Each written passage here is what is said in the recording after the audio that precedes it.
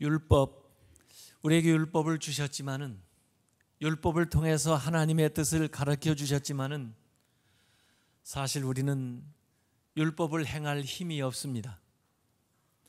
율법으로는 율법을 이룰 수가 없어요. 오직 복음으로만 율법을 이룰 수 있는 줄로 믿습니다. 예수 그리스도로만 율법을 이룰 수 있는 줄 믿습니다. 성령이 도우셔야만 하나님의 뜻을 온전히 실현하는 삶을 살아갈 줄로 믿습니다.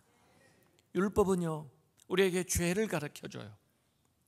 아마 율법이 없었으면 무엇이 죄인지 모르고 죄를 계속 지면서 살고 있었을 거예요. 율법이 무엇이 죄인지는 가르쳐주고 깨달음을 주지만은, 그렇다고 해서 죄를 용서해 주거나 죄를 이길 수 있는 힘을 주는 건 아니에요. 오히려 이 율법 때문에 우리가 죄를 깨닫고 우리 스스로 자신에게 대해서 절망하게 되는 거죠. 나를 의지할 수 없구나, 내 안에 선이 없구나, 내 행위를 의지해서는 구원받을 수 없구나 하는 것을 알게 되어서 이 율법을 통해서 우리는 예수님에게 나아가게 돼요. 예수님만이 우리의 죄를 용서해 주실 수 있고, 예수님만이 이 죄의 문제를 해결해 줄 수 있다고 하는 것을 알게 되기 때문에 이 율법은 죄를 깨닫게 할 뿐만 아니라 예수님에게 우리를 인도하는 그런 역할을 하게 됩니다. 그리고 이 율법은 하나님의 뜻이 무엇인가를 가르쳐 주기 때문에 우리의 인생살이에 있어서 어떻게 살아야 될 건가 하는 교훈적인 가르침을 우리에게 주는 거죠. 그러나 우리 인간의 속성은 하지 말라 하면은 더하는 속성이 있어요.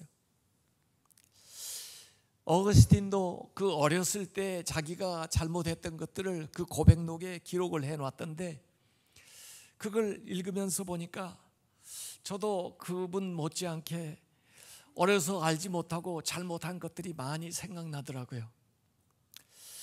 그 가운데 그 초등학교 때 아주 단짝으로 지내던 세 친구가 있었는데, 어느 날 이 세 사람이 모의를 했습니다. 누가 들키지 않고 저 잡화가게에 가서 물건을 하나씩 훔쳐올 수 있나 실험을 해보자. 그래가지고 세 사람이 그 잡화가게에 살금살금 가가지고 물건을 하나씩 훔쳐가지고 달리는데, 저는 그 돼지 등을 긁어주는 그 브러쉬, 청소할 때 쓰는 그 브러쉬를 하나 훔쳐가지고 달리는데, 주인이 그걸 보고 쫓아오는데 두 사람은 놔두고 저만 쫓아와가지고 어디 담장에 넘어가려다가 바지를 붙드는 바람에 잡혀가지고 끌려가서 파출소까지 제가 잡혀갔어요. 그래서 결국 저희 어머니까지 호출을 당해가지고 거기 와가지고 싹싹 빌고는 그 다음에 제가 놓여놨는데, 제가 무슨 집안의 살림의 보탬이 되라고 제가 그걸 훔쳤겠습니까? 집에 돼지도 안 키우는데 뭐 때문에 뭐이 필요해서 그걸 훔쳤겠어요? 하여간 인간이라는 게 뭘 하지 말라면 꼭 더 하고 싶은 거예요. 그래서 죄를 자꾸 지면서 살아가는 겁니다. 사실 우리가 하나님을 알기 전에는, 하나님을 처음 알 때는 하나님이 두려운 존재예요. 마틴 루터는 그런 얘기했습니다. 하나님을 친구로 알기 전에 먼저 적으로 알라 그랬어요. 하나님이 친구이기 전에 사실은 적이라는 거예요. 두려운 분이라는 거예요. 사실 예수 안 믿는 사람은 계속 끝까지 하나님은 두려운 분으로 남을 거예요. 결국은 심판하시는 하나님으로 만나게 될 거예요. 그러나 우리가 하나님을 이렇게 먼저 만났다 할지라도 처음 만날 때는 하나님을 두렵게 만나는 거예요. 왜? 우리의 죄 때문에. 하나님을 알면서도 그 죄악된 생활을 번번이 하기 때문에 때로는 하나님이 두려운 거예요. 야복강에서 야곱이 그 밤에 자기를 도전해서 오는 사람을 맞닥뜨려서 씨름을 하기 시작하는데 처음에는 에서가 보낸 자객인 줄 알았어요. 그래서 자기도 지지 않으려고 붙들고 씨름을 하는데, 씨름을 하다가 깨달은 사실은 그게 적이 아니라 친구라는, 하나님이 보낸 천사라는 사실을 알게 된 거예요. 그래서 싸우던 야곱이 그의 발을 붙들고 나를 축복하지 않으면 내가 절대로 당신을 놓지 않겠습니다 하다가 복을 받게 된 사실이 성경에 나와 있습니다. 여러분이 예수님을 믿고 신앙생활할 때 항상 즐겁기만 하던가요? 오늘 이 세 가족들이 이수를 했는데 신앙생활하니까 항상 과거 고생 끝 행복 시작 이렇게만 되는 줄 아십니까? 사실 믿음 생활 하다 보면은요, 옛날에는 그런 갈등을 안 느꼈는데, 옛날에는 그런 죄책감을 안 느꼈는데, 옛날에는 그렇게까지 후회하지 않았는데, 신앙생활 하면서 자기 자신에게 실망을 하고 또는 죄책감이 생기고 또 마음이 불편해질 때가 한두 번이 아니에요. 제가 신학교 다닐 때 청소년 집회를 한번 한 적이 있었는데, 저녁에 집회를 마치고 이제 새벽 집회 준비하기 위해서 잠자리에 들어 자려고 하는데 고등학생 하나가 찾아왔어요. 그리고 상담을 하자는 거예요. 그래서 아침에도 집회가 있는데 잠을 자야 되지 않냐? 나도 자야 되는데. 그랬더니 아니라는 거예요. 자기가 잠을 잘 수가 없다는 거예요. 그래서 왜 잠을 못 자느냐 하고 물어봤더니 자기 그동안에는 편하게 잘 살았는데 오늘 설교 말씀 듣고 보니까 자기가 자기 집에서 지금 과일 가게를 하는데 어머니 아버지 안 계실 때 손님 와가지고 뭐 팔고 그런 건 자기가 호주머니에 좀 챙기기도 하고 그랬는데 이게 다 도적질로 생각이 드니 앞으로 집에 가서 생활할 걸 생각하니까 손해가 한두 가지가 아니라고 책임지라고 이렇게 얘기하는 거예요. 그전에는 잘못된 것도 알지 못하고 그냥 하면서 그냥 편하게 살았는데 이제 주님을 믿고 보니까 예수님의 말씀을 듣고 보니까 자기가 과거에 살았던 것이 죄고 앞으로 그렇게 살려고 생각을 하니까 너무나 마음에 갈등이 생기게 되었다는 거예요.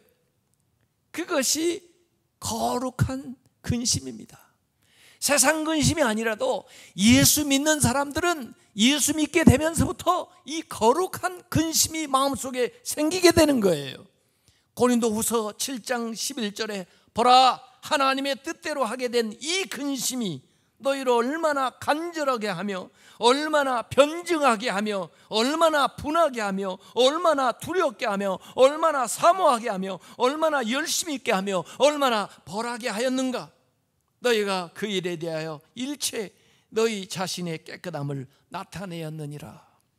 예수 믿게 되니까 거룩한 근심, 경건한 슬픔이 우리 안에 있다는 거예요. 나는 의롭지 못한데 하나님의 뜻을 알고 보니까 이 죄 안에 살면서 하나님의 뜻대로 살기를 원하지만은 그 행할 능력이 없는 자신을 돌아보면서 마음의 갈등을 느끼게 되는 겁니다. 하나님의 사람들이 이러한 고민들을 토로하고 있어요. 본 헤퍼라고 하는 위대한 신학자이면서 목사님이었던 나치 정권에 의해서 결국 사형을 받고 사형이 집행됐던 그분이 감옥에서 옥중서신을 썼는데 그 옥중서신 내용 가운데 이런 시가 있어요. 나는 어떤 자일까? 나는 도대체 어떤 자일까? 태연하게 명랑하게 확고하게 영주가 자기의 성에서 나오는 것처럼 감방에서 내가 나온다고 사람들은 자주 내게 말하지만 나는 도대체 어떤 자일까? 자유롭게 다정하게 맑게 명령하는 것이 나인 것처럼 간수들과 내가 대화한다고 사람들은 자주 내게 말한다. 나는 도대체 어떤 자일까? 침착하게 미소 지으며 자랑스럽게 승리에 익숙한 자와 같이 불행한 나날을 내가 참고 있다고 사람들은 내게 말하기도 한다. 나는 정말 사람들이 말하는 것과 같은 자일까? 그렇지 않으면 다만 내 자신이 알고 있는 자에 지나지 않는 것일까? 새장 속에 새와 같이 숨을 쉬려고 몸부림치고 색채와 꽃과 새 소리를 갈구하고 부드러운 말과 인간적인 친근함을 그리워하고 자유와 사소한 모욕에도 분노하며 몸이 떨리고 대사건의 기대에 사로잡히고 저 멀리 있는 친구를 그리워하다 낙심하고 기도하고 생각하고 창작하는 데 지쳐서 허탈에 빠지고 의기소침하여 모든 것에 이별을 고하려고 한다. 나는 도대체 어떤 자일까? 전자일까? 후자일까? 오늘은 이런 인간이고 내일은 다른 인간일까? 양자가 동시에 나일까? 사람들 앞에서는 위선자이고 자기 자신 앞에서는 경멸할 수밖에 없는 불쌍한 약자일까? 혹은 아직 내 속에 있는 것은 이미 승패가 난 싸움에서 흩어져 퇴각하는 패잔병과 같은 것일까? 나는 도대체 어떤 자일까? 이 고독한 물음이 나를 비웃는다. 내가 어떤 자이건 하나님이여, 당신은 나를 아시옵니다. 나는 당신의 것이옵니다. 이 보네포도 다른 사람이 보는 자기와 자기 스스로 느끼는 자기가 다르다는 거예요. 어떤 것이 진짜 나냐는 거예요. 여러분, 그 톨킨이 쓴 그 반지의 제왕, 영화로도 나와서 많이 보았습니다만은 그걸 계속해서 긴장을 늦추지 못하고 끝까지 우리가 그것을 지켜보는 이유는 인간 절대 선이 없다는 거예요. 주인공조차도 그 링, 반지를 가지고 가는 그 주인공조차도 유혹당할 수 있는 위험에 노출되어 있다는 거예요. 그래서 긴장을 늦출 수가 없어요. 마지막까지. 인간은 정도의 차이는 있을지 몰라도 절대 선하고 절대 악하고 그런 이분법적인 사고가 불가능하다는 겁니다. 선과 악이 어느 정도 혼재되어 있는 삶을 살아간다는 거예요. 그 로버트 스티븐슨이 쓴 지킬 박사와 하이드, 얼마 전에 그 뮤지컬로도 그게 나와서 공연이 되고 있는 그런 건데, 그 양면성, 인간의 이중성을 얘기하고 있어요. 의사로서 지킬 박사, 사람들을 고쳐주는 의술을 베푸는 선한 면이 있는가 하면, 반면에 하이드, 잔악하고 사람을 죽이는 그런 악마적인 속성을 지니고 있는 인간이 같은 인격 안에 들어있다는 거예요. 칼 융, 이 심리학자는 그것을 페르소나와 그림자로 얘기한 적이 있습니다. 페르소나, 밖으로 드러난 인격, 가면을 쓰고 연기하는 것과 같은 모습과 내면의 어두운 그림자의 이 양면성을 인간은 지니고 있다는 거예요. 그것이 분열되어 여러 가지의 문제들을 만들어낸다는 겁니다.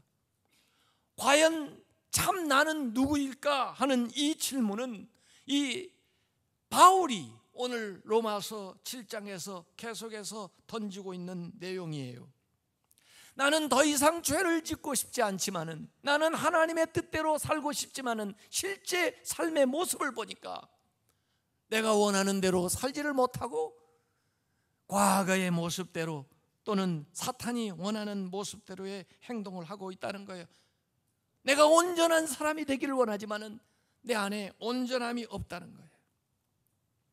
과거에 미군들이 이 한국에 이제 주둔할 때 그 미군 기지 안에 하우스보이 노릇을 이 한국 아이들이 가서 많이 했는데, 이 아이가 항상 명랑하고 즐겁고 행복해 보여요.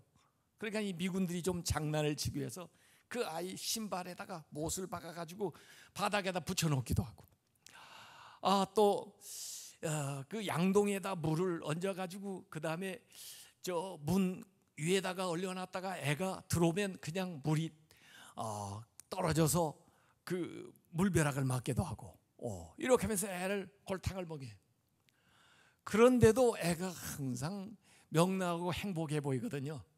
그 감동을 받아가지고 이 미군들이 얘기하는 거예요. 예, 미안해. 이제 우리가 너한테 그렇게 괴롭히지 않을게.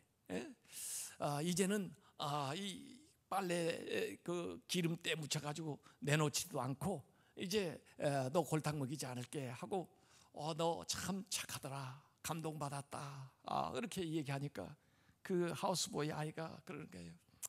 그러세요? 그러면 저도요, 앞으로는 당신들 먹는 그 수프에다가 가래침 안 뱉을게요. 하여간에 인간은요, 거기서 거기지 그렇게 다른 게 없더라니까요. 바울도 2개의 나가 내 안에 있다는 거예요.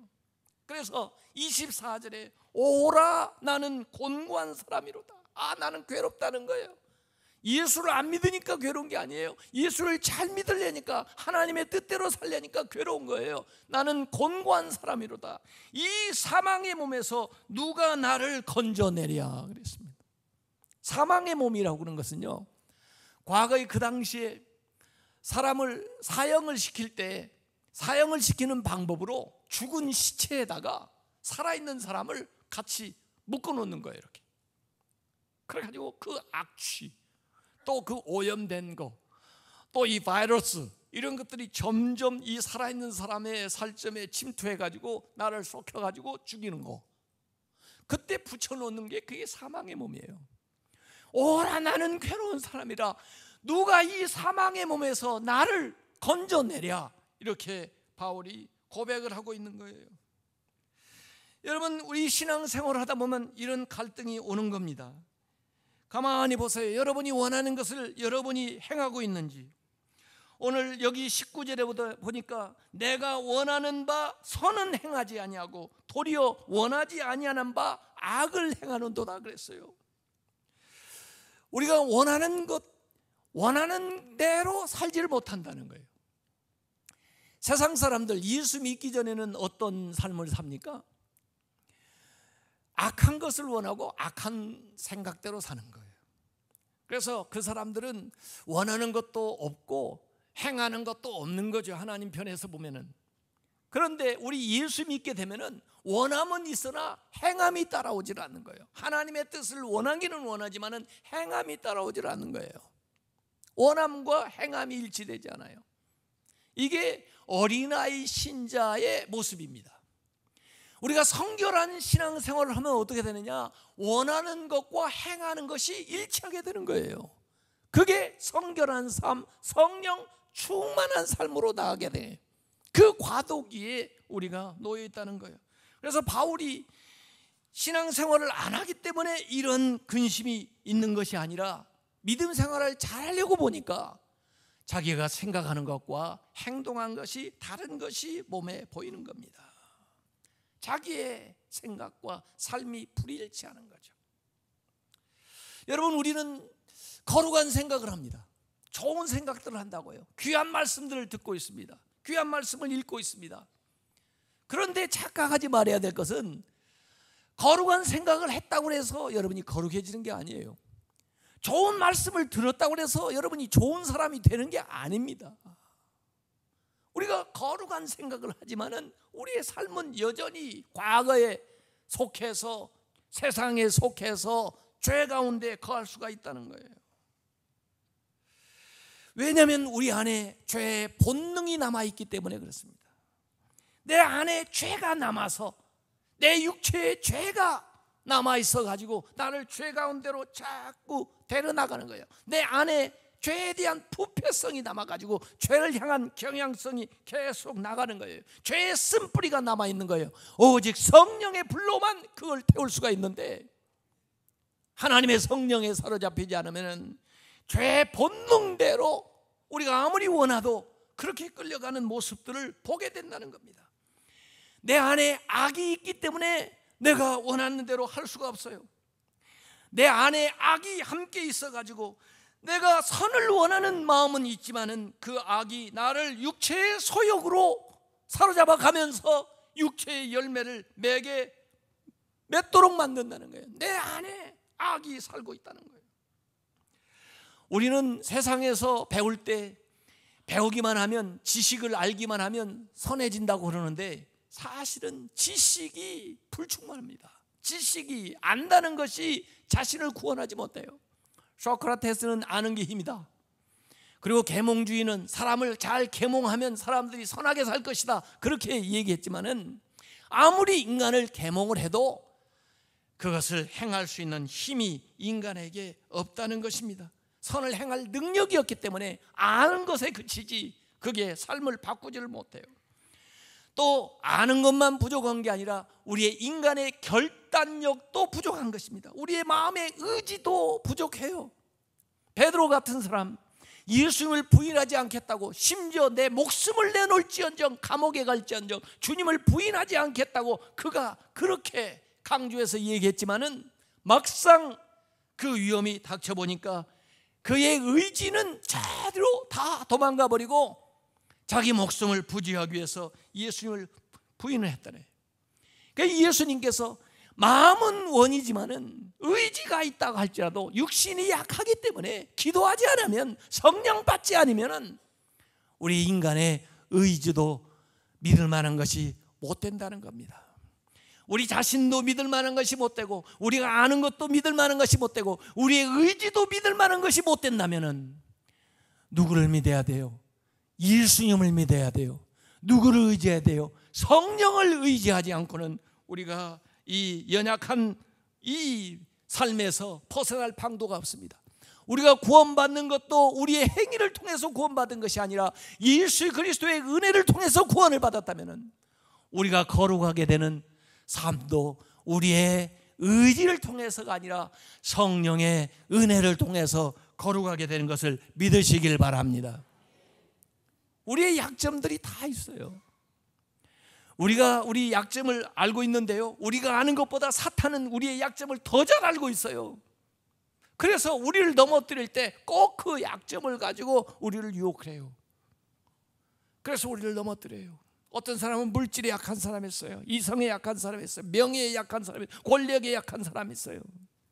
이런 약점들을 가지고 사탄은 우리를 번번이 넘어뜨리면서 우리가 믿음 생활하면서 기쁨과 감사가 충만해야 될 텐데 그들에게 지고 또다시 범죄하고 또다시 우리가 잘못된 것들을 경험하면서 늘 오호라 나는 곤고한 사람이라 이런 말을 할 수밖에 없는 처지에 놓여 있는 거죠. 체로키 인디안들에게 이런 얘기가 내려오고 있습니다. 할아버지가 그 손주에게 얘기하는 거예요. 얘야, 우리 모든 사람의 내면에는 두 마리의 늑대가 살고 있어서 항상 싸움을 벌이고 있단다. 한 마리는 사악한 늑대인데 거기에서 분노, 시기, 질투, 슬픔, 후회, 욕심, 교만, 자기 연민, 죄책감, 원한, 열등감, 거짓말, 거짓된 자존심, 우월감, 아집 같은 것이 나와. 다른 한 마리는 선량한 늑대인데 거기에서는 즐거움, 평화, 사랑, 희망, 평온함, 겸손함, 친절함, 박애심, 공감, 관대함, 진실, 동정심, 믿음 같은 것이 나오지. 그랬더니 그 손주가 물어보는 거예요. 그러면 할아버지 누가 이겨요? 그야 네가 먹이를 많이 주는 놈이 이기지. 선한 늑대한테 먹이를 많이 주면 선한 늑대가 이기는 거고, 악한 늑대한테 먹이를 많이 주면 그놈이 힘이 나서 이기는 거지. 그 이야기도 의미가 있는 거예요. 우리 마음속에 갈등을 일으킬 때 누구를 순종하고 누구의 생각에 여러분들이 결단하고 행동을 연합해서 나아가느냐가 여러분의 삶의 모습을 결정하는 거예요. 성령의 인도하심을 따르시길 바랍니다. 성령께서 감동하시는 것을 따라서 결단을 하시기 바랍니다. 두 주인을 섬길 수가 없어요. 이 주인을 기쁘게 하면 저 주인이 섭섭해하고 저 주인을 기쁘게 하면 이 주인이 섭섭할 수밖에 없어요. 우리가 육신을 따라 행하면 성령이 근심할 수밖에 없어요. 성령을 기쁘시게 하면 사탄이 싫어하고 도망가는 거죠. 그래서 오늘 24절에 오라 나는 곤고한 사람이로다, 이 탄식의 절망의 탄식이 나왔지만은, 그러나 25절에 다시 바울은 얘기합니다. 우리 주 예수 그리스도로 말미암아 하나님께 감사하리로다. 탄식했지만은 여기 감사로 나오는 거예요. 왜? 인생에 문제가 있지만은 그러나 예수 그리스도를 통해서 이 문제를 해결할 수가 있다는 거예요. 예수 그리스도를 통해서 이 문제에서 해결할 수 있는 길을 하나님께서 보여주셨다는 거예요. 그것은 오직 성령을 통해서 우리가 이 모든 싸움을 이겨내는 걸 믿으시기를 바랍니다.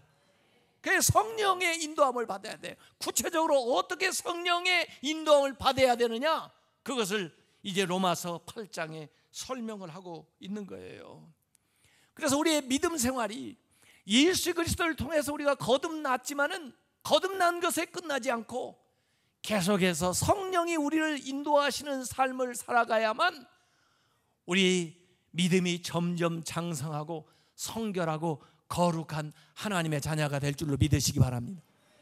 우리가 예수 그리스도를 믿음으로 거룩한 지위, 하나님의 자녀된 지위를 얻었지만은 그렇다고 해서 곧바로 거룩한 삶을 살아간 게 아니에요. 거룩한 지위를 얻었지만 거룩한 삶을 살아가기 위해서는 성령께서 우리 안에서 살아 역사하시는 대로 계속 나아갈 때 우리의 지위에 합당한 삶을 살게 되는 것을 믿으시기를 바랍니다. 나는 약하다는 거, 나는 부족하다는 거, 내가 아는 것, 내 의지를 의지하면은 실패할 수밖에 없다는 것을 인정하고, 구원받는 데 있어서도 주님만을 의지함으로 구원받은 것처럼 우리가 성결하게 되고 성화하게 되는 데에도 오직 예수 그리스도를 의지하고 오직 성령의 능력으로만 우리가 온전한 삶을 살아갈 수 있다는 것을 믿고 믿음으로 담대히 나아가시기를 주님의 이름으로 축원합니다.